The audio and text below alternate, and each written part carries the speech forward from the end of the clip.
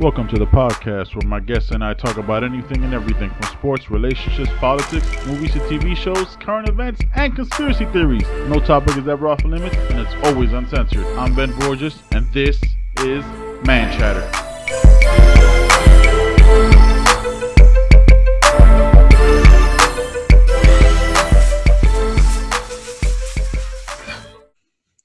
Ladies and gentlemen, we are back.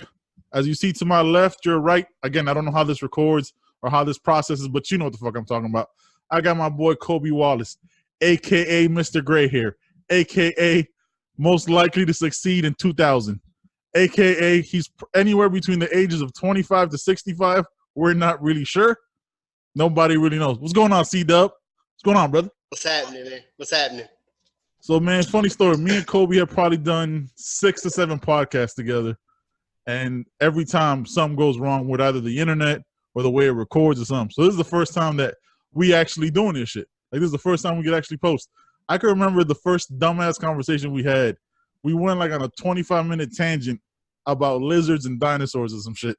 And we should have made it a t-shirt. I don't remember where that conversation came from or how it started. But that shit was wild. We some dumb motherfuckers now when it comes to this podcast thing. Yeah, man, it was crazy. It was lizards, dinosaurs, and flip flops. I think. Yeah. I love flip flops, man. I don't know where it came from, but you know, there it was. Yeah. Speaking of flip flops, I gotta ask you a question on top, man. Flip flops or Crocs? Oh, flip flops all day, man. All day. Now, I don't think I've spoken about this to the length that I wanted to. Why the fuck are Crocs a thing, bro? Like, where did that start? I hate the reason for it is, oh, they're comfortable. That doesn't make sense to me. Okay, so I think the origin dates back to 2012. There was a small town in rural Mississippi where birth control was unavailable. And then Crocs came on the scene, man, and I don't know, they blew up.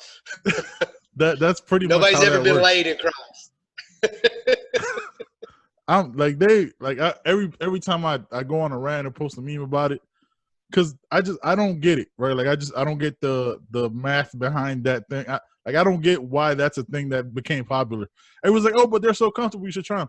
No, like I'm not wearing rain boots out. Like that's all they are is cut off rain boots. That's it. That's holes in them. With holes in them. Like, what? First of all, why are there holes in them? Do your feet need to breathe? Like, I'm confused. Like, I get flip flops, right? They're comfortable. You wear them out. You know what I mean? You wear them to like run to the store. I get all that. Speaking of yesterday, I saw a lady with camo Crocs, right? The standard of Croc wearers. Camo Crocs with bright orange. I'm talking about like the orange cones you see on the highway, like bright orange socks with that pattern. Does she want to be seen or not? Like I just have questions. She doesn't like her feet, so they need to be camouflaged. So from the ankle up, it was fine. I just got questions. That's hunter's orange, not road cone orange. That's hunter's orange. What we call it here. Yeah. I'll let you in on a little secret. White people. Yeah. 100%. That's who made it popular. White people are something else, man. Right. White people are something else. So Colby, man, like you from the great state of Mississippi, right? And we talked about this before. What's it like growing up in the longest state name in the union? Is it the longest? I've never thought about that. Honestly, I just made that up, bro. I have honestly no idea. Am I for the sake of I keep going.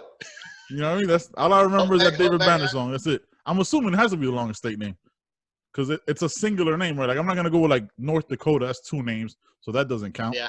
Any of the North and South are immediately taken out. It has to be the longest name.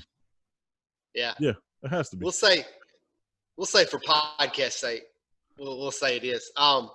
You know, we got a saying. I grew up here in Jackson, Central Mississippi. Mm-hmm. we have a saying here in Jackson. It's come for the murder and stay because you got murdered. No, I'm just kidding, man. Jackson's okay, man. It's got its parts, just like any city.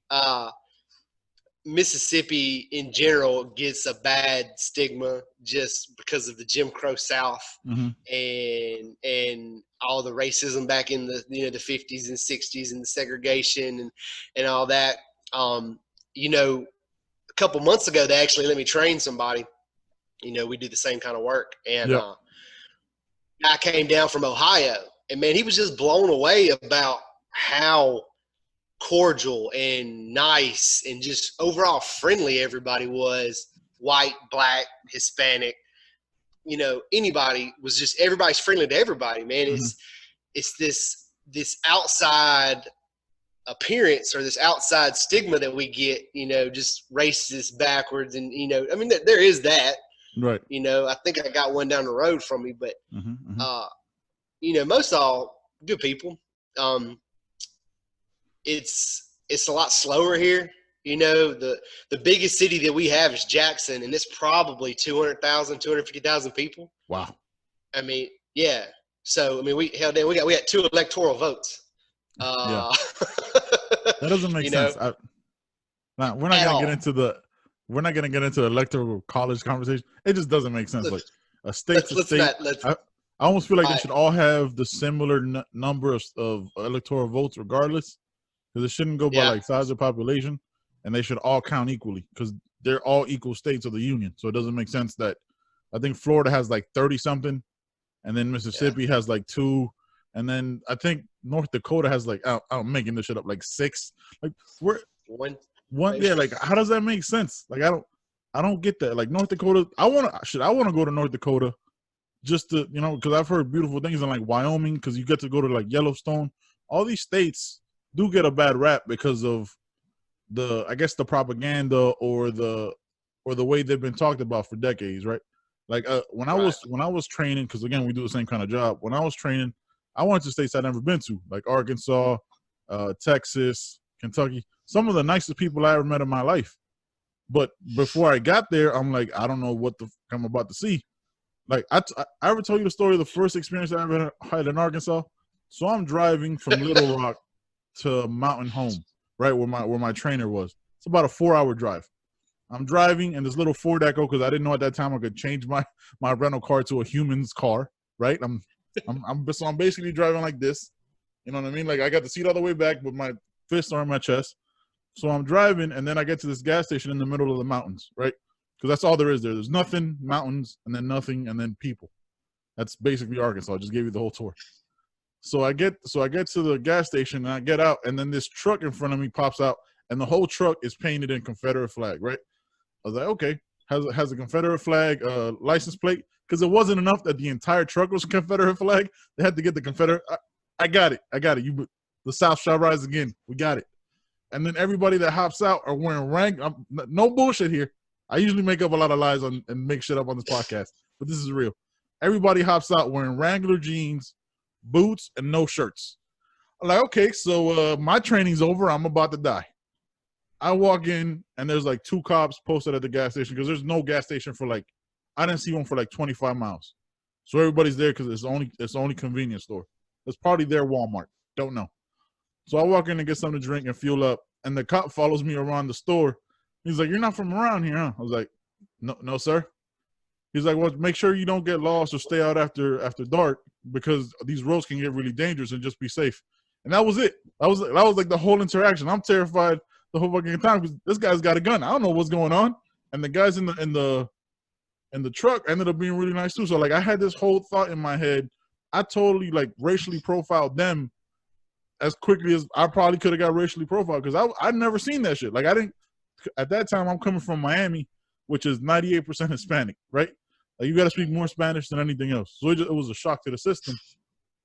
So then when you see that, it's like, man, like a lot of like these are just regular people that have regular days, regular fears, regular shit. Like they're not one thing. They're not a monolith.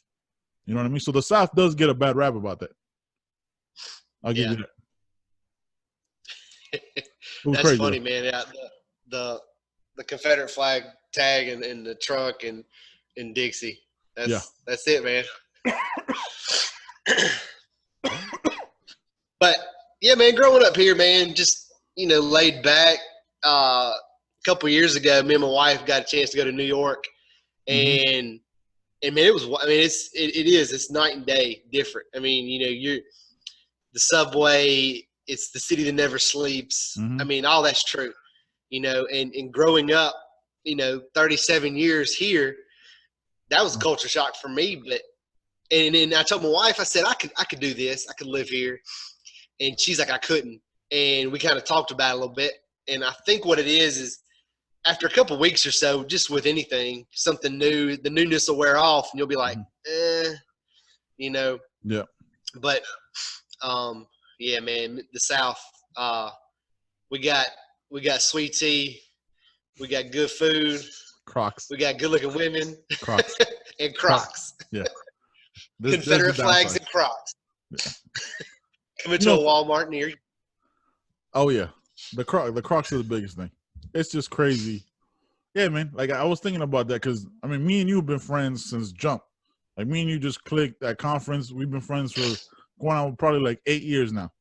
You know what I mean? Yep. And in any other situation, any other world, probably never would have met. You know what I mean? A dude from Mississippi and a guy from Miami. Speaking of Mississippi, real quick. Sorry about your loss this past weekend, sir. I know that wasn't easy. Hey, from what I've heard, no major injuries. We weren't going to win that game unless it could have been played on the moon. It wouldn't have mattered. Nope. Nobody got seriously hurt, so that's a W. Yeah, that's a W. One of the few W's we're gonna have this season. Yeah, it's listen. My team isn't doing much better either, man. We struggle to beat Central Michigan, so it's been an emotional time for me. My wife hates watching games with me. I'm like, we barely beat them, like 17-12. And I'm mad at a win. Like, this is the most pathetic thing I've ever seen in my life. And my wife's like, you might sleep on the couch, you're so angry. It just didn't make, like, I don't comprehend this shit. But whatever. It's a good thing though that you're still mad because you're still invested. Yeah. And there's a lot of Ole Miss fans that have got to the point of apathy, and it's like, oh, we lost to Cal, we lost to Memphis. We're probably gonna lose to Vanderbilt. Yeah. Fuck it, I don't care anymore. That's when you have a problem. When you go from pissed to apathy to not giving a shit. I'll be honest. After this last game, like I started like I went a little weird with it. Like I started looking at their like records throughout the last like 17, 18 years. Because Miami, realistically, right, the last time they've won championships or been nationally relevant in that sense, right, like rankings and battling for championships, is 2001, 2002. That's 17 years ago. That's half of my life, right? So the first half of my life, I got very spoiled. And the last half of my life, they've been anywhere between 9-4, 10-3. Like 10-3 is their best record, and they had that twice. Not counting 2001, 2002. So for the most part, it's been 7-6, 8-4. It's been a lot of, And like after this last season, going 7-6 with a very weak record, like we're just that team every year now. Like it doesn't matter who we have as our coach, who our players are. We're just that team that loses to teams we shouldn't lose to because we're more talented. We just don't show up for those games. We sometimes show up for the big games, like 2 years ago against Virginia Tech and Notre Dame when the whole Florida was rocking. But besides those games, like I can't think of a time when like they played to the talent that they are, not to the talent of their opposition, just being who they're supposed to be. Because once they go to the pros, they become 10, 15-year pros. You know what I mean? And they're coming from a school that isn't necessarily having a super winning record or doing all this stuff, but they transfer over and they become better. It's just weird. So I'm almost to the point of apathy, but when they're not playing, right? Like I'm apathetic towards it when until they play that Saturday or that Friday night, then I get emotionally invested again. Where I'm like, man, fuck them. I don't need them. I shit, they're playing. Come on, man. Come on, motherfuckers. Yeah. Locked in. Locked in, boy. Locked in. But where you at? Where you at with Ole Miss? You apathetic? No, man. I've been through a lot. We never had the last time Ole Miss was nationally relevant. My parents was babies. I think they won a couple championships like pre-segregation. Jesus. Eli was around in 2001, 2, 3, and I think they won 10 games one year. 08, 09, couple 8, 9 win seasons. Had a bunch of talent, bunch of NFL talent, but were so bad leading up to those years. Those guys didn't know how to win. They had a couple. Matter of fact, it was Ed Orgeron was the head coach before. He's at LSU now. But man, they went like 4-8, 5-7, 3-9 type stuff. He brought in a bunch of talent, but those guys just didn't know how to win. And then, back in 14 to 15, beating Alabama back to back. And now it's like, 3-9 might be is probably the ceiling for this team, right now. They've got Vanderbilt, who they can beat, and then they got another cupcake in November. And man, that's about all the wins I see. They got to play Mississippi State, their rival, in Starkville. We got Texas A&M at home. They didn't look great against Arkansas this last weekend. Arkansas is not a very good football team, But man, it's you start off 0-0, you roll the ball out there, and you got to fight and chance. Well, unless you're Ole Miss playing in Tuscaloosa, then you don't have a chance. But any given Saturday. Tuscaloosa is a different animal. Tuscaloosa and Clemson are the big dogs. Even though they struggled this past weekend to beat North Carolina. So what? I mean, you just never know. I think this college football season's gotten a little bit, or college football overall has gotten a little bit more weird and more challenging. Because there's no name teams that are beating the big dogs, right? Like you had, like this past weekend, you had Wisconsin struggle against Northwestern. You'll have an Army give Michigan, an overtime run for their money. You'll have these like no name teams, these small teams like a Towson, or like these don't need to show up and play and beat the bigger schools. So this is me trying to convince myself as to that's what happened against Central Michigan, that we just didn't kind of show up. It was like, oh man, it's Central Michigan, we'll be all right. They won one game last year. Don't worry about it. And you just don't show up at all, get out of the game with no injuries, and I guess you see that as a win, but you only won by 5 points, and they had a chance to win at the end. Like if we don't pick it off, they almost beat us. Like, so you have those moments. So it's weird. I don't know. Like Duke beat the shit out of Virginia Tech, which we're playing like 45-14, and it's Duke. You know what I mean? Like you have these moments where you just don't know. Every Saturday, it's a surprise. You really don't know anymore. Right. Because the talent level is so distributed. And this leads us perfectly into the topic we talked about before. So California just passed the law to let players get paid and have agents. I completely agree with this. I've always said that NCAA players or college players should get paid, and I mean at every level, because they're dedicating themselves and their bodies to something we have no idea of, right? Like we've kind of fucked around with sports, but we've never dedicated our entire lives to be at that level.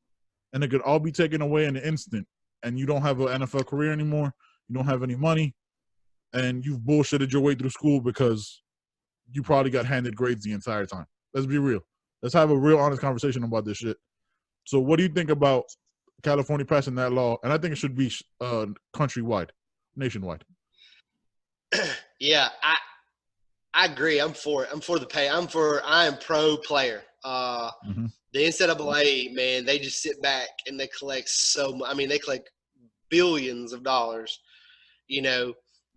selling the likeness, these players' likeness.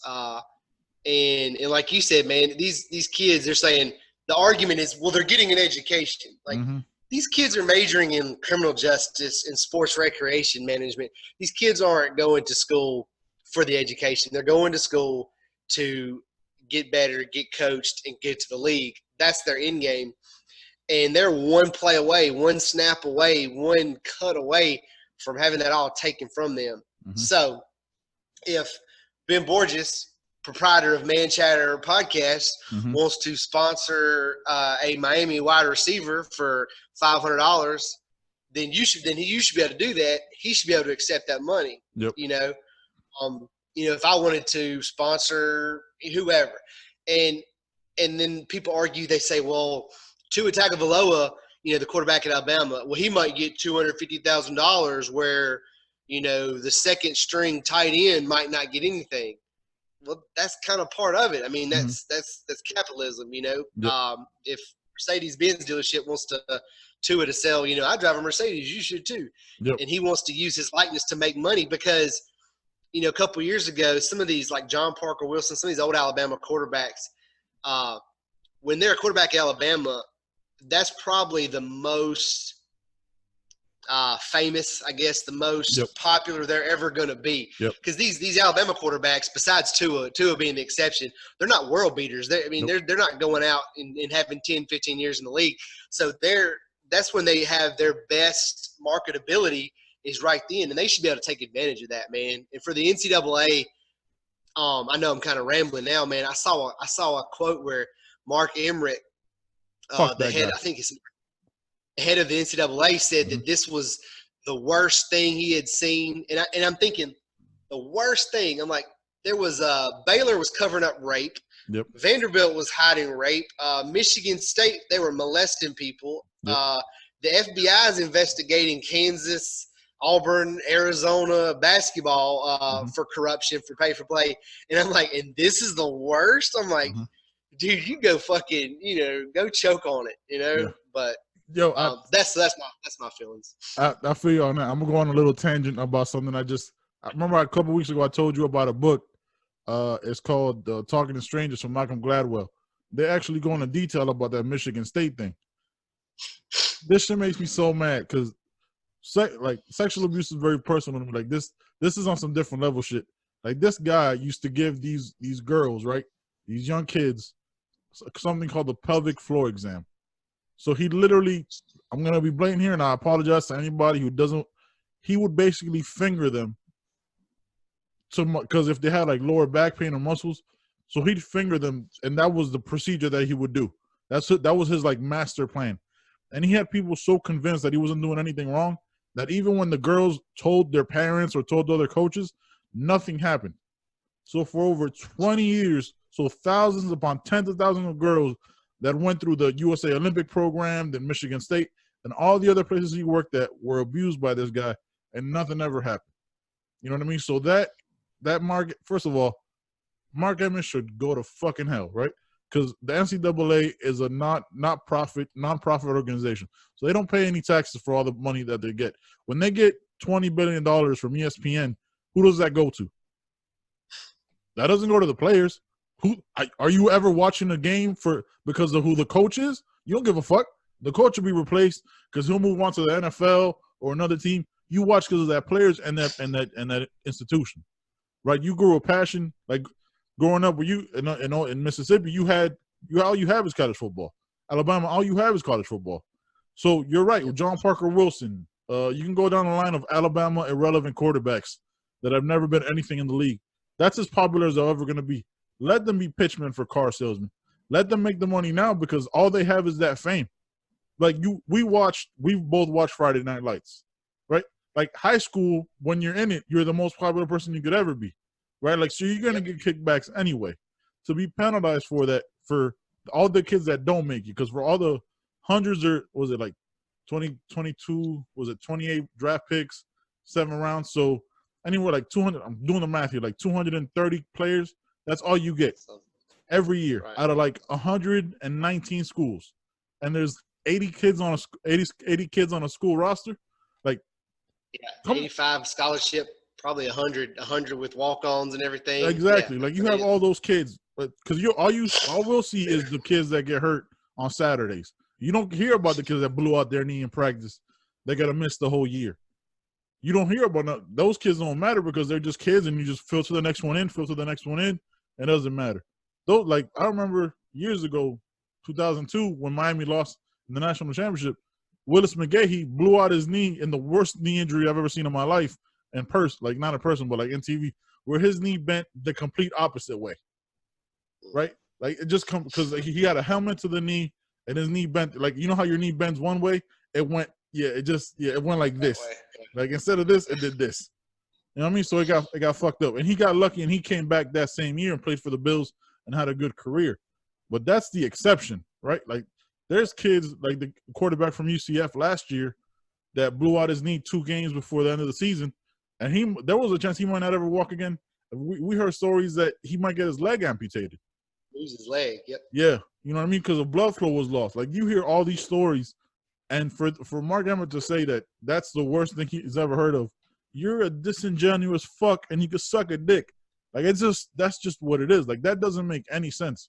Like, these kids give their life to this game, and it never gives them any. Their brain trauma is the same.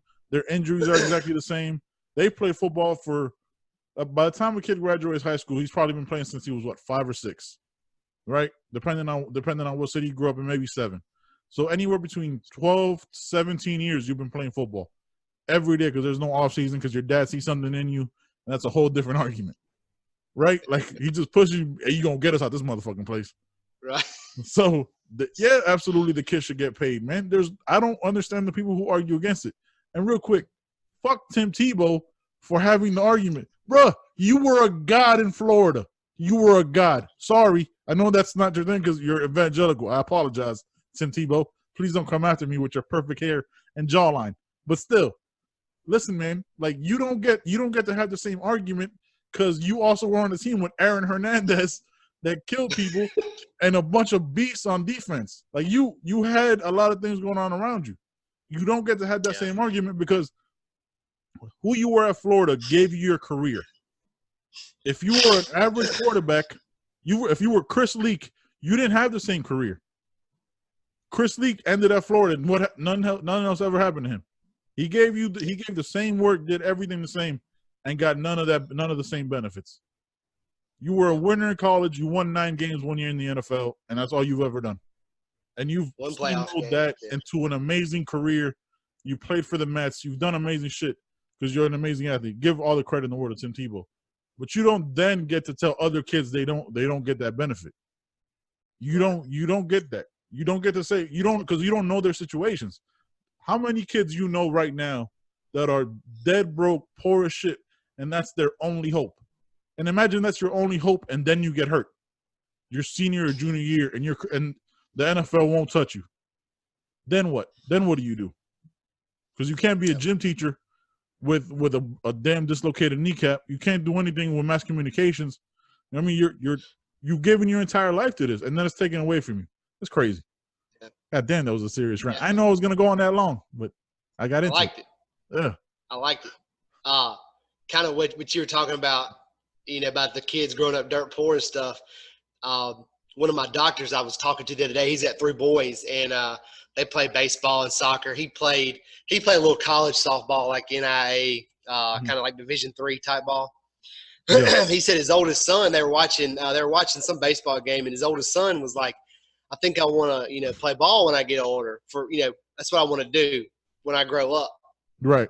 And he said, well, play baseball? And he said, yeah.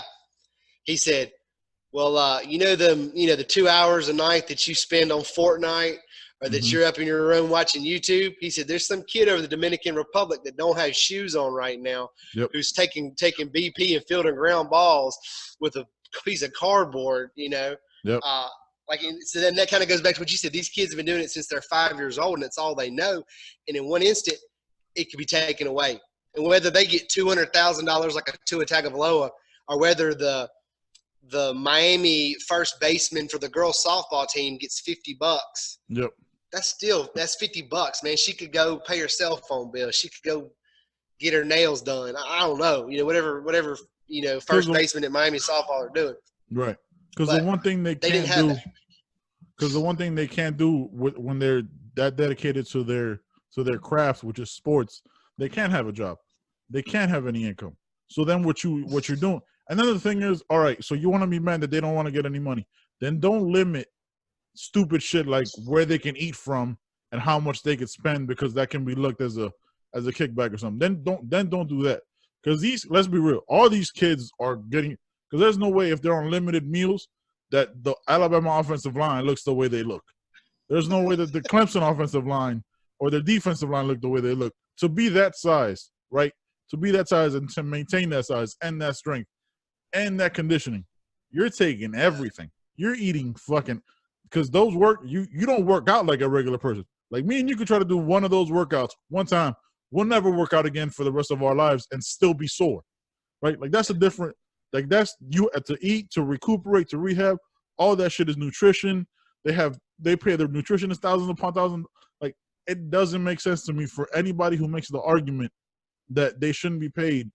Honestly, man, go fuck yourself. Like I don't get it. Like and as fans, a lot of people are like, oh, but they're gonna make it to the league and get paid. Yeah, but that's such a slim percentage. You know what I mean? And it's not handing out participation trophies. It's the fact that John Parker Wilson never made it to the league but won 2 national titles with a beast of a defense and only threw 4 touchdowns. You know what I mean? Like Right. at Alabama, he's the biggest he's ever gonna be. He should get paid for his likeness. That's it. That's why we can't play NCAA now. Right? Like that's why we can't play NC2A anymore, because they knew what they were doing was wrong. No, bring it back and just give the colleges a proceed of it. If they make $100 billion off the game one year, split that up. Yes, the bigger conferences and the bigger names get more money, and you parse it down the line. It's not that serious. Mark Emmett, you've made all the money you're ever gonna make. You don't need to make more, you greedy bastard. You've done well. You've pimped all these kids out and made all the money. You're good. Yeah, and it all comes full circle now back to the California thing, man. California's gonna fight that shit. Yep. And if they could get California's a big state, man. If they could get somebody else involved, like Texas or Florida, NCAA, man, you would think if I'm with the NCAA, I'm like, shit, I got to work out a deal with these cats. Yep. Let's do the Olympic model. Let's do something, because if I don't work out a deal, they're gonna go in and cut nuts, man, and they're gonna just in our lifetime there ain't gonna be no more NCAA, man. It's gonna be gone. The Power Five are gonna break off and do their own thing, you know. If California is one of the biggest states for athletes in the nation, right? We know that. We follow college sports better than most people because all we have. If they get Texas, it's over. Just Texas. Yeah. If you get Texas to jump in on that, which is going to be hard because it's you're fighting a lot of first of all, I don't even know how it passed in California, to be honest with you, because the amount of money that we're putting into fighting it is going to be crazy, and Texas is going to be even worse because that's where you have like the people who are like, oh, you got to honor the sport, you got to love it. No. If you never played, no, not your argument, brother. Just stay quiet. If you don't got that experience, I'll listen to people who played the game and they could tell us what it's like. Because players that have played the game that work for ESPN tell you, yeah, we took money. Like you have no income. How do you feed yourself? You know what I mean? Like you have to get those benefits. Like it doesn't ruin what you did on Saturday. You still missed that tackle or made that tackle. It doesn't matter if you got an extra meal at Taco Bell or you went to a steakhouse. That none of that changes your performance on the field. It just doesn't. Again, for people who think that, I got a surprise for you, man. They're all getting paid. They're all getting paid. All of them. Every player, every player is. Spoiler alert. Every single one of them are. It's an unwritten rule. I've seen blue chips. They get paid. They all get paid. You know what I mean? I don't know. Yeah. But Texas, if they somehow get Texas with this law, it's over. You can't fight Texas. Yeah. And they've got a couple years, because it doesn't come till is it 2023, 2024, something like that? Yeah, 2023. But they passed it. That's it, and it's been signed into law. So then I don't know what I'll find interesting is like what happens to those California schools? Like do they not get acknowledged by the NCAA, and the NCAA plays hardball with them? So you're gonna stop USC, UCLA, Cal, you know what I mean? Like all these schools, you're gonna stop them from being relevant because you don't like them, and then you're doing is showing punitive damages to kids, right? Like they had nothing to do with the law. So then you're saying it is a business because you're not in. So then you're getting into a slippery slope there where it gets a little messy, because then you're fucking with them and you're fucking with their money, because then you're fucking with the school's money because they're not getting advertising, they're not getting TV time, and all that shit. What I kind of want to happen is it to all come to fruition. And in 2020, as much as a non-USC fan I am, right? Man, how great would it be in 2023 for USC to go undefeated and be eligible for a national championship? and the NCAA go, well, y'all are paying players. Everybody's ineligible. Yeah. It'll be riots in the streets. And I Oh, love yeah. chaos, man. I I'm think pro it would that. take something like that though. I think it would. Yeah. I think it would take something like that to happen for people to get actually outraged. Because right now you still have the people like, oh, they're college kids, they don't deserve to get paid, they're getting a free school. Yeah, but you got to think about like the Power 5 conferences and the big time schools, how much money those kids are making for the schools. Like that's an investment those schools made into that kid because they knew their returns are going to be crazy. When you have a Trevor Lawrence, you know what I mean, at Clemson, he's selling it like Clemson's been balling since Deshaun Watson. But what this kid Trevor Lawrence is doing with his sunshine look from Remember the Titans, like his marketability is insane. Like they're talking about this kid like nobody's ever played quarterback before in college football. That's how great he is. Like nobody's ever done it. What number is Trevor Lawrence? 12, I want to say. Okay, so a 10-year-old now who goes and buys a number 12 Clemson jersey. Yep. Like he's not buying that because he's been a Clemson fan his whole life. He's buying that because he likes to watch Trevor Lawrence and his golden locks of awesomeness play football on Saturday, and he should be able to get a cut of that. Yeah, absolutely. I'm looking at. Oh, my bad. 16. He wears number 16. 16. There you go. So yeah. you see a bunch of 10-year-olds with 16 jerseys. It's not because their favorite number is 16. Yeah. Nobody's favorite number is 16. No, nobody likes 16. Nobody likes 16, except pedophiles. Yeah. And then there you go. That's when we talked about how old I am. I mean, I'm like Chris Hansen on one hand. Yeah. Anywhere between 16 to 35. Anywhere between. I need you to have a seat for a second. Yeah. Yeah. Exactly. You know why you're here. I thought everybody liked candy.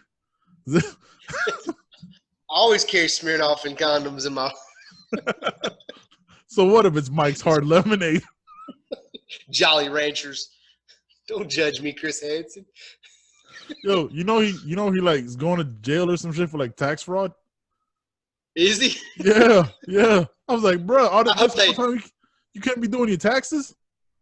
Come on, I hope they busted his ass like he does them. I hope they brought him to like a Jackson Hewitt tax service place. And he walked in with some manila folders, and they were like, "Hi, have a seat."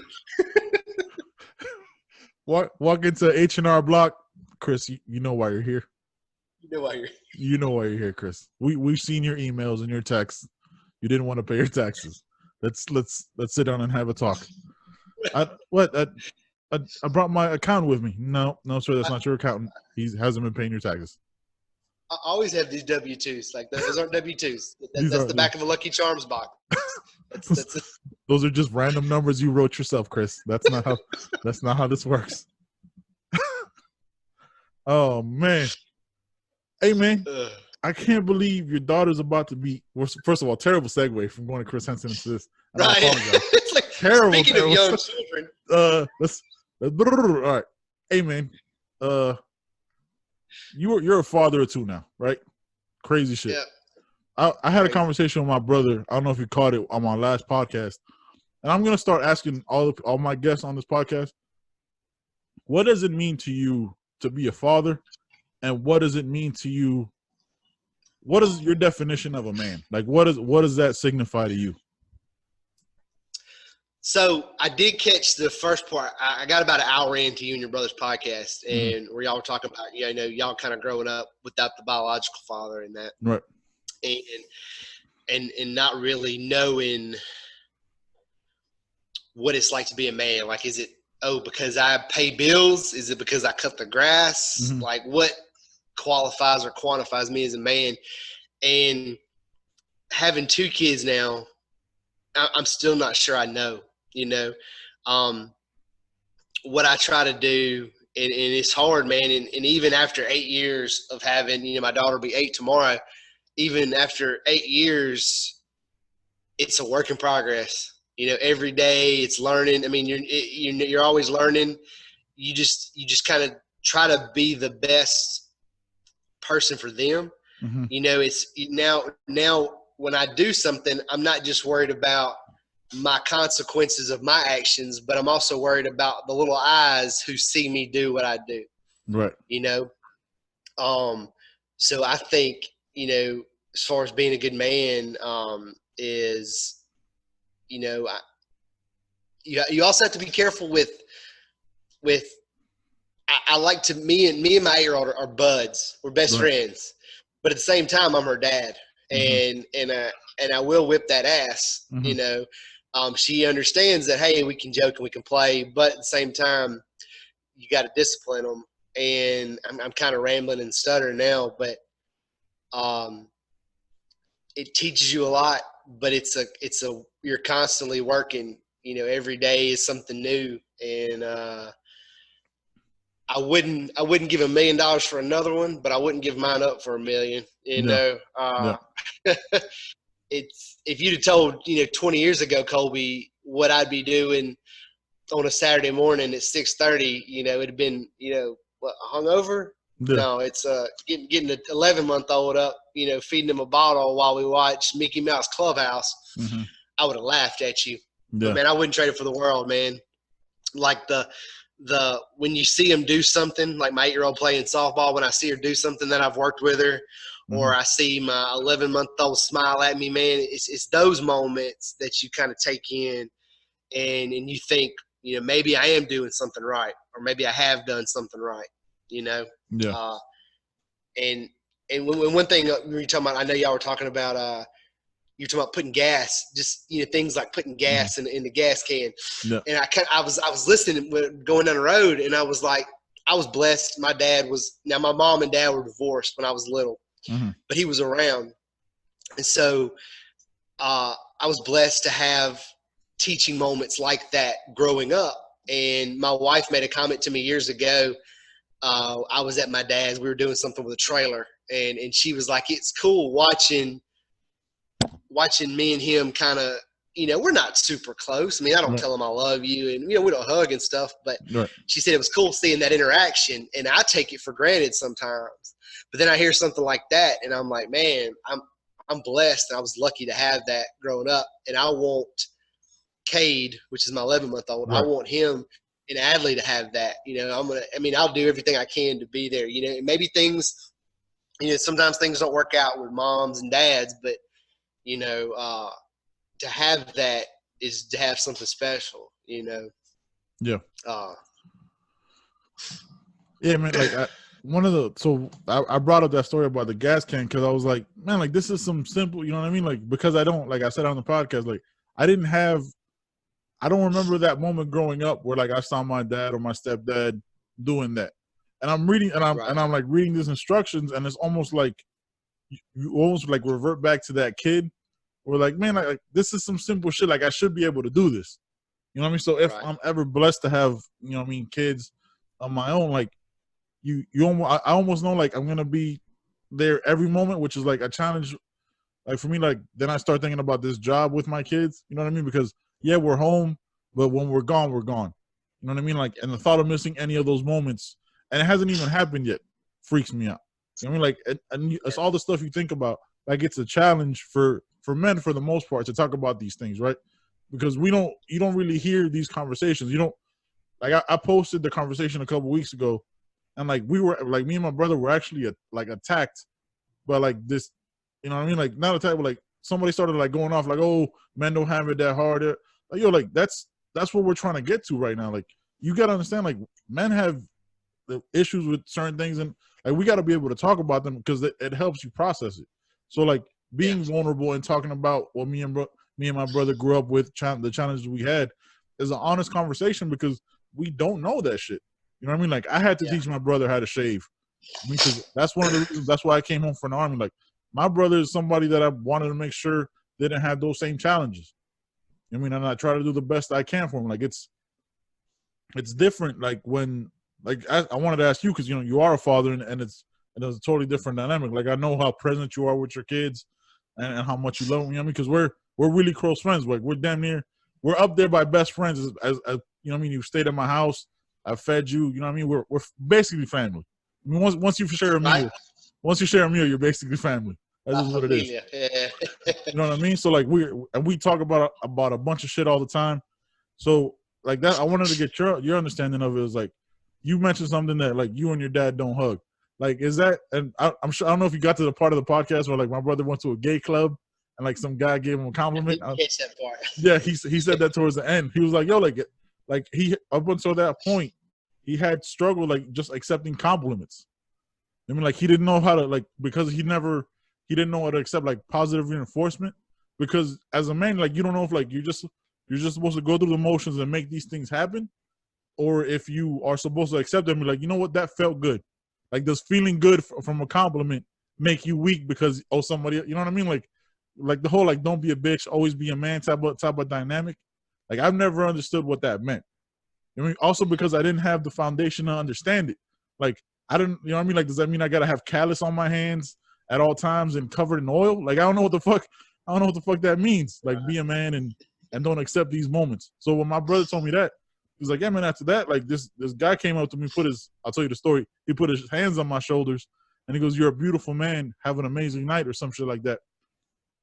And he just left. He's like, "Yo, what the fuck?" Like, and he's like, "Man, like I'm gonna be honest, like that felt good."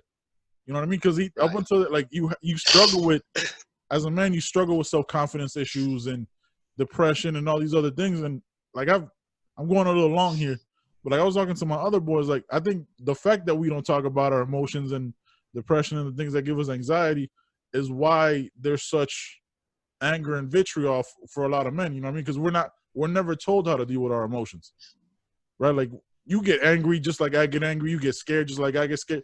We all have the same feelings. Being able to talk about it to somebody helps us process shit better. Keeping all that shit in, I think my own theory could turn you into like a mass shooter. You know what I mean? Like could turn you into like a person who does some dark shit because you have this volcano of emotions that you were never told how to deal with. That when you want to talk about them, you're being called a bitch or being called weak or all this different shit. And so that's also that has to be taken out. If you don't have those conversations with somebody, maybe your parents, your friend, or somebody to talk to, and you got to be able to open up. I think that makes you a better person, not weak. So like that's one thing that I'm going to constantly push on this podcast for as long as I can, because I'm going to be doing this shit even if I never blow up and I never get popular and 6 people here. I don't give a fuck. That's one thing that I'm going to constantly push, just because it needs to be heard and it needs to be talked about, man. And it's not a bad thing, yo. Like crying in movies doesn't make you a bitch. When Mufasa died, if you didn't cry, you should go to jail. Every single motherfucker, every single one. Yeah, we've got to get to a point, like you said, societally where we understand, like you said, it is okay to being a man doesn't mean you have to have callous hands and work 14 hours a day. Maybe 50 years ago that was the definition of a man, but all that to the side, it kind of goes back to just a mental health issue. Like you said, you get sad, you get mad, man, open up to somebody, find somebody to talk to. There are people out there. Listen, I was on Twitter the other day and they were talking about, people committing suicide or like you said, school shooting, man. I feel like if there was a person there that could have just, the moment that it snapped, hey, I'm going to take my own life or I'm going to take the life of innocent people. Maybe if there was somebody there, and maybe not, but maybe if there was somebody there to go, hey man, let's talk, or hey woman, let's talk. That I think that could just make a world of difference. And if the stigma is you got to be a man and suck it up, then it's gonna make it harder for those people to get the help that they need, to find that person that they want to talk to. And it's, man, nothing but good can come out of it. What could hurt if you talk to somebody and you can't talk them out of it? I mean, if somebody's dead set on taking their life, man, they're going to do it, know? But if you're there and you have the chance to change it, man, take a shot at it, man. And if any of your listeners, I'm we travel a lot, and so we have time to do different things. And if anybody listens, I know nobody knows me that's probably listening, but man, if I could be a helpful word or just talk you down off that cliff, man, I'll be more than happy to do it, because that's forever, man. You put that trigger in your mouth or your head, or you take them pills, man, and they're waking up. Forever's a long time, and it's selfish, Yeah, man. No, But man, yeah, Lion King. Yeah, if you don't cry during Lion King, I don't know what's wrong with you, man. I don't know what's wrong You with don't you, have a bro. soul. Yeah, Yeah. you gotta like my wife. My wife will make fun of me. You know, because she's like, "Oh, you're so something." Like I cry in movies. I have no shame in the shit. I mean, if a movie gets to me, like, "Oh, this is a good ass movie," because I'm involved and I'm in the movie. I'm like that doesn't signify any kind of weakness. That doesn't mean anything else. Like I was talking to my brother about it too. It was like is like giving compliments to other men because is that seen as like be real? Like is that seen as gay? Like there's this. I'll tell the story again, just like I did on the last. I'm watching this show now called Chicago PD that my father-in-law got me into, right? And there's this dude on the show. I'm be honest, there's no way other to describe this dude than pretty, right? Like the dude is pretty, right? Like he's just a pretty dude. So it's like, is that something that you're not supposed to do? Like, and he's like, yeah, man. Like after that compliment, and my brother's like, after that compliment that I got from the guy, like I started giving my boys compliments, like, yo, man, that shirt looks good. Like, I like those shoes. Is that something you're not supposed to do? Because like that's seen as female or as gay. Like why? Like why is giving a compliment to one of your friends like a bad thing? Like that's just the whole stigma. Like first of all, that doesn't make any sense, right? I was like, yo, man, that shirt don't look good, bro. Change that shit. It's not a good look. It's a bad call. You shouldn't have worn it. You have no problem bashing somebody for wearing some crazy shit. You should also have no problem giving somebody that compliment. All right, man, that's all right. I see. Like I remember my boy. I'll never forget this shit. My boy, back when it was probably 10 years ago. We went to the beach, and at that time I was hitting the gym like dedicated, right? Like I was in that bitch 6 days a week, eating right and everything. My boy goes, "Hey man, you look like you lost some weight, man." I mean, like, and he started giving me all these compliments, and I felt a little uncomfortable. I was like, "Wait, hey, bro, you hitting on me right now?" Like fucking with him. But even in that moment, I was like, it felt good. I am, man. Right. Somebody's appreciating your hard work and all the things you're doing. Like when I think one year you had put on a little bit of weight, and then you came back and you did keto and lost a mad amount of weight. I was like, yo, man, you look good, bro. You lost some weight. You look healthier. I don't know how the fuck you did keto while also doing this job because I've done nothing but gain weight doing this job because I eat like shit getting truck food. But I'm trying to figure this shit out, this balance out. I'm going to have to like cook asparagus and eat that while I drive or some shit. You know what I mean? Like it's not this bad thing to give one of your. Go ahead. Get you a hot plate with the cigarette lighter. We got dash cams now. We can't do that type of shit no more. Oh, okay. Yeah, that's right. That's right. You talking about taking compliments. And it wasn't a compliment. It was a gay guy. We went to X-ray school with him, and had a boyfriend. Matter of fact, him and his partner were the first ones to be legally married in Rankin County when they legalized gay marriage in Mississippi. That's crazy. Him and his partner were the first one. Nicest, man, one of the nicest people you'll ever meet in your life. Mm-hmm. And one day for class, I went in, didn't feel good. I sat on the front row because I'm ADD. Mm-hmm. And if I'm not sitting front and center, shit's over with. Yep. And so teacher said, just keep your head down. And I'm an adult at this point. I'm not a kid in college anymore. She said, just lay your head down on your desk. Thanks for coming in, and they don't feel good. So then we had clinicals the next day and then class again that Friday. And walk into class, and on my desk was photocopied of the notes. And I'm looking around, and I saw his name on the top right corner. Mm-hmm. And I was like, hey, man. He's like, I noticed you didn't feel good the other day. I made you a copy of the notes. That's awesome. Didn't have to do that. Didn't ask him to do that. He wasn't hitting on me. Mm-hmm. But, it made me feel good. I was like, and then it's like, you're a gay guy. Yeah. I'm like, no, it wasn't like that. Yeah. But like it's something like that. Somebody that, and I don't know if it wasn't different because it was a male. I mean, a female could have done it. But it's kind of a compliment that somebody noticed that you weren't feeling great. And they went out of their way, because nobody had to do that for me. Yep. Went out of his way to make sure I had what I needed, and it does. It feels good, There's nothing wrong with feeling good. Yeah, and one thing we got no, definitely not. I mean, he probably put his number on the back, but that's whatever. Yeah. But I think the issue is too is like that these conversations or those moments are looked at as feminine. You know what I mean? Like that whole like, oh, men are weaker now and all that stuff. I was like, no, I just think men are evolving more. Like you have like there's this transition where you have like 50 years ago, women were beaten and kept in the kitchen and barefoot and pregnant, because they weren't allowed to do anything else. You know what I mean? Like, as you put more women in the workforce, and as you put, you know what I mean? Like, we become aware of the ways we used to think we're wrong, right? Like, because women are just as human as we are. There's no real differences. Matter of fact, I personally think, first of all, women carry children. We can never do that shit. So that automatically makes them tougher. Like, that's just, and they give birth, they have a C-section, which is crazy.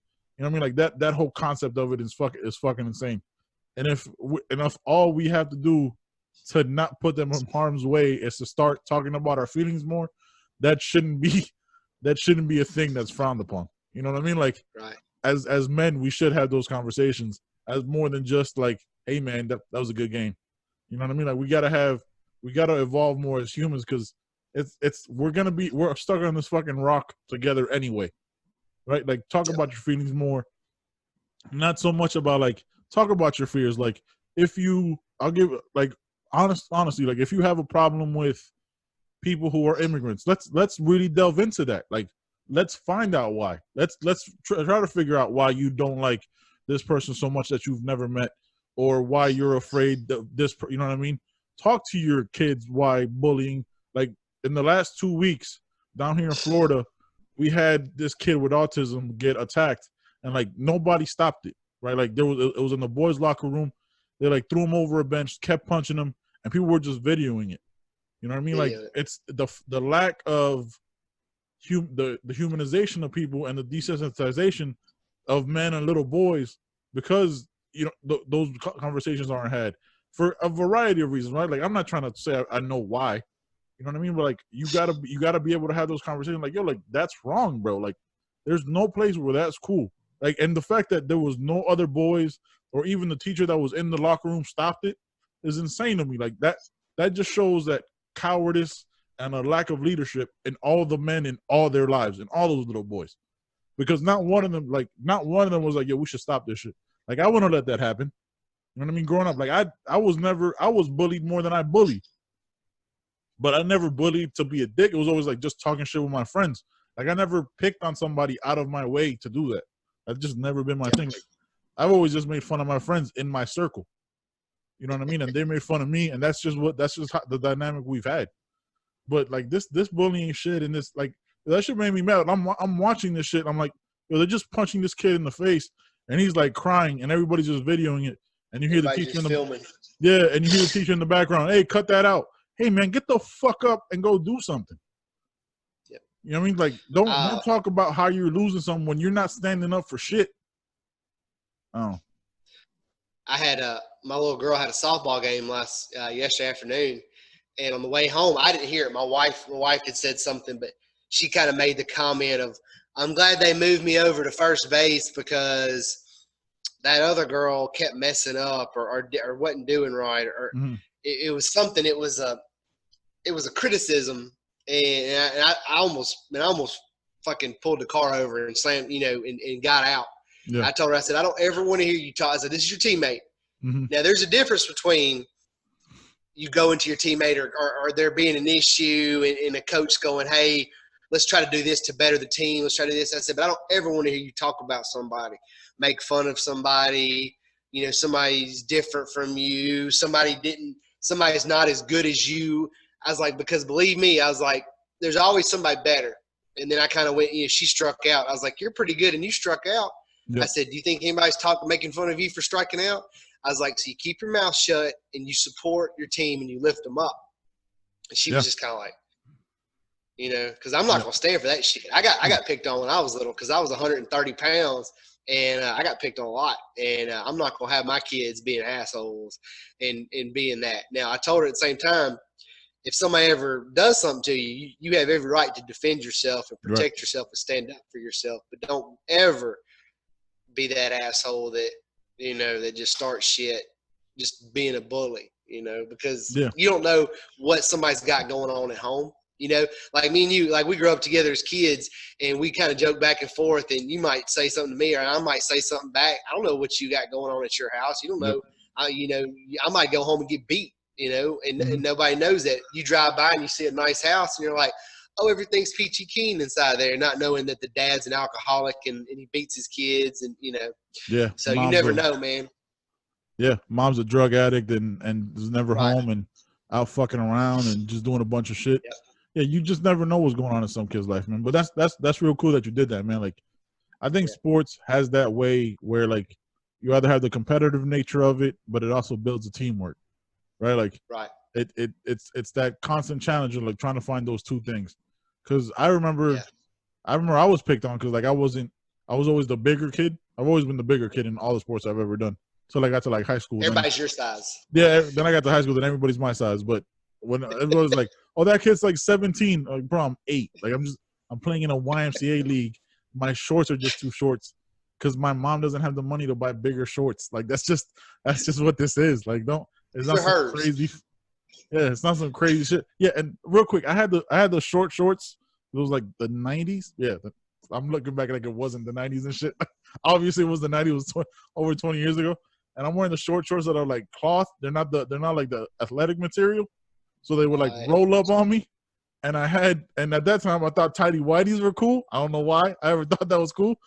So I almost looked like I'm wearing fucking coochie cutters, and like I had like the high socks. You know what I mean? Nice. Again, like we didn't have much, so I just had to make it work. And we played at a YMCA, whatever. Like it's just so like I know what it's like being that awkward kid. So like when people say like when people think like, oh, because he's bigger he's gonna be the bully, like nah, man, like I've been on the other side of that. And let me tell you something, when you're the bigger kid and you're getting bullied, it's a tough situation because you got nobody to fucking talk to because everybody goes, hey man, but you're bigger than all of them, just beat them up. Like nah, man, I'm not about violence. Like I don't like to fight just to fight. I'd rather talk it out and figure it out. But if I got to punch you in the face, then that'll happen. But that's my last resort because I've always been the bigger kid and I don't know my own strength. I don't know what I'm capable of in those moments. I don't know what I got. The one time I got into a fight in high school, I blacked out.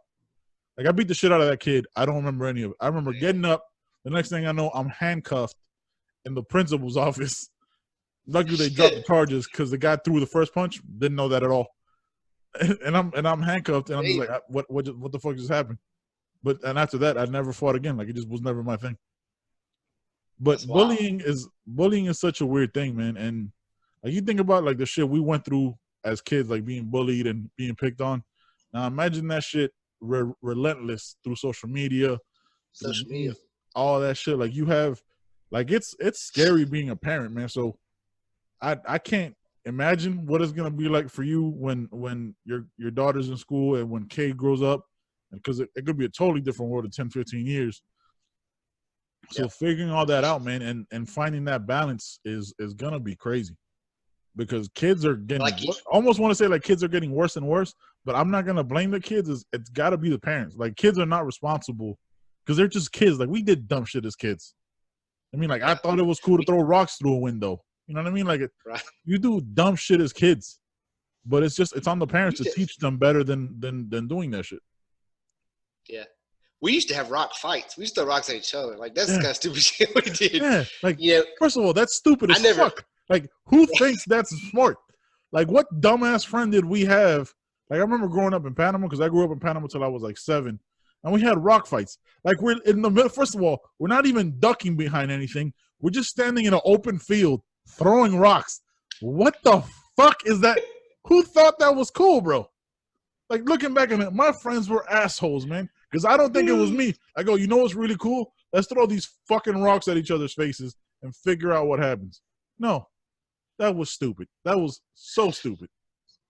Oh, yeah. When you talk about the bully thing too, man, and I never really thought about it. And I guess I had thought about it, but you've kind of verbalized it, made me think about it more. When we got picked on, it was at school or at like I went to the Boys and Girls Club. And so you get picked on wherever, and then you come home. And when you're home, it's like, for me, home was a sanctuary where, like, I didn't get picked on at home. It was me and my mom. Of course, like I said, my mom and dad split when I was little. Every other weekend I was there. But I would come home, and it was just me. And it was my mom and TV. And, like, I had my toys. And it was a sanctuary where I didn't have to worry about it. But nowadays, kids get picked on at school when they come home, and they're on social media. And guess what? They're still getting picked on. Yep. You know? There's just no escape from it, man. There's none. You're getting messages. You're getting tagged on shit. There's like I've heard stories like of like a whole like Facebook group being made to make fun of one person. It doesn't make sense, man. Like again, like it's a dynamic that I don't understand or what that's gonna be like. You know what I mean? For right now, or for at least the next couple of years, because whatever. But the bullying shit is just crazy, man. Like again, it goes back to this thing where like, and I think again, I'm not a woman, I don't know, so I don't know what that's like, obviously, but I think women have it more figured out in the way that like, because women are better talking about their feelings, you know what I mean, to other women, and so they'll figure out that dynamic. That men got to get to that point too, you know what I mean? And because let's be real, man, like being bullied has cost a lot of lives, right? Like there's people who kill themselves. Like I was just reading a story today, like this gay kid in high school that was getting picked on incessantly, and he hung himself. Or you hear about this kid that, you know what I mean, put a bullet in his head. Like all this shit, like it doesn't make sense, bro. Like it doesn't make sense for you to be so angry at your life that you have to try and ruin somebody else's. Like I guess because I'm not capable of that, I don't get what that's like. But I also don't understand 10 to 16-year-olds that are capable of shit like that. I mean, maybe a teacher, somebody that's constantly around a bunch of kids is better to talk to about that. But I don't get it. And I don't know kids that are like that. So it's crazy to think that happens. But then not being able to talk about all that shit, you either end your own life or you end a bunch of other people's, because you want other people to feel the pain that you feel. You want people to feel that loneliness because you were picked on, because you were different, because of all this other shit. It just doesn't make sense. Yeah. I don't understand it either. And I think the bullying thing, it's just my kind of hypothesis on it is a lot of these bullies, male, female, whatever, I feel like they have issues themselves, and that's how they, instead of trying to deal with their issues, you know, maybe they get hit at home, maybe their mom's an alcoholic, you know, and instead of them talking to somebody or whatever, they take it out on somebody smaller or somebody bigger, or you know, that's how they you know, so usually, and me never, I guess, being the picky and not the picker, right. You know, I mean, I was always kind of just laid back, you know, I never, I mean, like I said, I had it good at home, and maybe that's why I was never just an asshole of a kid. I like to think I had good upbringing, you know, and I think the same with you, you know what I'm saying? Like we and it shows kind of now as adults, like, you know, you're an outgoing person, smart guy, you know, successful. Oh, man, stop it. 5 acres out there in Borges Manor. I mean, hell, I've walked it, man. Yeah. You've been out here to the manor, you bro. Know, we're productive members of society, you know, and I think that has a lot to do with, you know, the people in our lives who have got us where we are today, you know? Yeah. You got to think about it, right? Like you being bullied, you got to go home and talk to your mom about it, right? Like now, because we throw ourselves into like different medias and all this different shit, like for the most part, we don't talk to a lot of people, right? Like you much rather go on a rant on social media than talk to somebody. You know what I mean? You want to go public with your pain, but then you don't actually deal with it, because you have to hope that like your mom also has social media and has to figure it out that way. You know what I mean? That interaction that we had as kids, I think again, I don't know, like is different now, because you don't have that. Like you got kids with phones, kids with Instagram, all this different shit. And not to say that social media is bad, but you know what I mean? Because who depends on who they follow and how they go about it, that whole dynamic can be totally different. And you know, and you have these kids that like struggle to appreciate what they have and realize that it's not all that bad. You know what I mean? Not in every case, but because they see these kids that are rich, that are stunning for the gram and all this other shit, it's just, it doesn't make, I don't know, man. It's overwhelming in a way, you know what I mean? But at the same time, like, I think you just got to go back to the point of like being able to talk about shit. Like, I think that's the biggest thing, because it's not always going to be easy. Like, dude, I've gone to therapy. That shit is mad uncomfortable. Like, unwrapping all your emotions and your feelings and your traumas and all this other shit is fucking terrible. It's anybody that tells you they've enjoyed therapy, they successfully finished it, and they still have to continue it because you has to help you process how you view things. Like, there's things that happen in a kid's childhood that affect them today that you don't even think about, right? Like I know, like going through the shit that I went through is why I don't like compliments. Going through, you know what I mean? Seeing my mom had to work 2 jobs most of my life, where the TV is my babysitter, is why I latch on to television the way I do.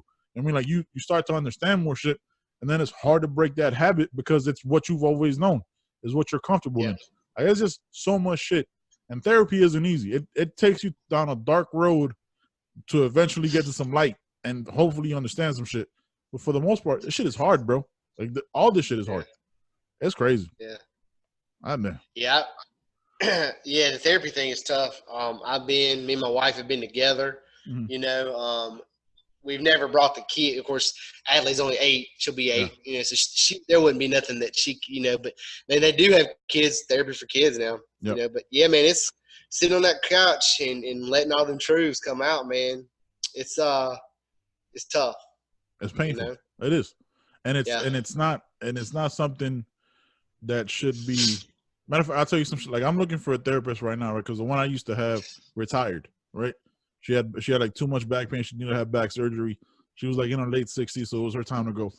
Bro, like trying to find a therapist now, right? Trying to find, like, not that I'm thinking some dark shit, nothing like that. I just like having somebody to talk to and like to deal with my traumas, right? Like trying to find a therapist now is one of the hardest things I've ever had to do. Like, bro, I've called probably at this point 15 therapists. Mind you, I only want to talk to a female because I have a lot of male trauma in my life. So figuring that out and finding somebody, I've called 15 people. I've left voice messages. I haven't gotten a call back. There's no missed calls and nothing. And a lot of places that I call aren't mental health facilities. You know what I mean? They're just like a therapist that works with a primary care. So trying to find mental health help in this shit is a motherfucker. You know what I mean? Like we could talk about the whole healthcare thing on another podcast because that's probably another 2-hour thing. But dude, like just trying to find somebody to help you is a motherfucker. Like, that shit is not easy. And it's hard enough getting to the point where, like, yo, okay, I need to talk to somebody. And then having nobody there, like that, I could see how somebody who's more mentally fragile would see that as a way out, and they're like, yo, fuck this then. Like, there's nobody here to help me. Just give it up. Yeah. Yeah, just give it up. It's hard.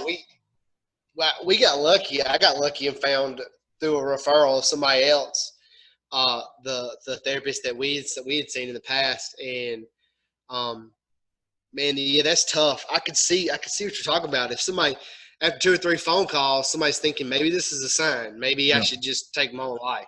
Yep. You know, I mean, what I would recommend to you is you know, maybe, you know, we've never really discussed how religious we are. Maybe somebody at a church or something, like a pastor or somebody. Yeah. You know, and if they didn't have anybody, if they weren't the one that you wanted to talk to, maybe they would be able to lead you in the direction of what you're looking for. You know? Yeah, no, absolutely. And it just doesn't make sense, right? Like, it's always crazy, like having a therapist and having somebody to talk to is like, you figure out how much easier it is to talk to somebody who doesn't have a vested interest in their own, not their own point of view, but like they just want to help you, right? Because sometimes you just want to rant about shit. You know what I mean? Like, me and you have talked on the phone and we've ranted about a plethora of different topics, from work to this shit to that. You know what I mean? Like, we've done all that shit. Like, we talk all the time. And sometimes you just need somebody to just rant with and talk about these issues or that issue with. And it's better. Yeah, it sucks that you're paying this person to listen to you in a way, but at the same time, like, that person is there to help you. You know what I mean? And it's not there to help you with the benefit of like, oh, let's just get you better. No, let's figure, like, the deeper root of it. Let's figure out why you think that way. What about you think about things this way? Do you know why you think that way? And this is why. You know what I mean? Like, that whole psychology behind it is crazy. I did not think we were gonna go down this path, but it's kind of crazy, and it's been cool, man. I was told college football, and maybe you were gonna start campaigning for Trump. That was what I was told, man. I would do that, but seeing as they built a wall as soon as they saw me, because, bro, let's take a second now. Look at my eyebrows. It'd be reason numero uno to not trust me at a Trump rally. They go, that motherfucker ain't one of us. But check his eyebrows. He's carrying. Yeah, he's got something out. What's he wearing under his vest? They're gonna be asking some questions. I can show up there with camo Crocs, hunter orange socks, a fucking Confederate flag T-shirt, and they still be looking at him like, I don't believe it. I don't believe it. This guy's a spy. Not today. Not today, Satan. Not today. C-Dub, man, it's been fun, my brother. We'll holler. Thanks for having me, man. Yeah, man. Bam, bam, bam, bam.